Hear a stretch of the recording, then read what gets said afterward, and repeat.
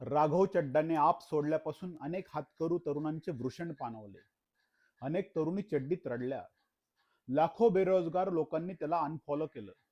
आपण मानलेला भावी पंतप्रधान भाजपात गेल्याने अनेक दुःखी आत्मे हृदय पिळवटून टाकणारे आवाज काढतायत.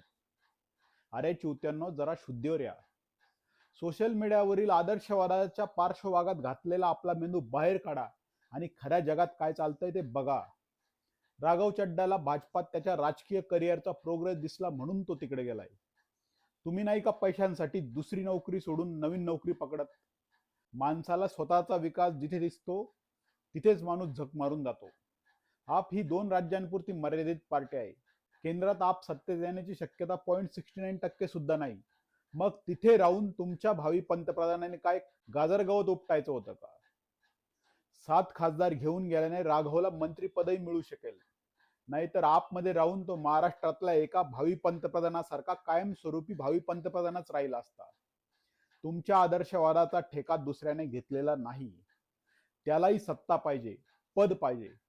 काही लोकांचं म्हणणं आहे की आधी तो भाजपवर टीका करायचा, मग कशाला त्यांच्यासोबत गेलाय? अरे केळ्यांनो, तो, तुम्ही, मी आणि आपण सगळेच दांभिक आहोत. आपण जसे नसतो तेच दाखवायचा प्रयत्न करत असतो. इथे अनेका सुंदऱ्या स्नॅपचॅटचे फिल्टर लावून स्वतःला सुंदर घोषित करतात.